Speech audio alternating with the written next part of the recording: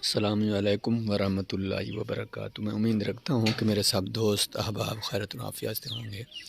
दोस्तों के ये माशाल्लाह हम इदारा बना रहे हैं, दारुल खैर मदरसा।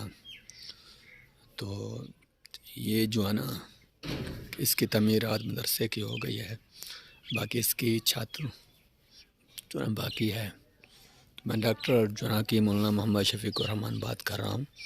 तो हमारे ग्रुप में जितने भी मुखलिस हमारे मोहब्बत करने वाले दोस्त अहबाब हैं, सबको जो है ताउन की जो है अपील की जाती है।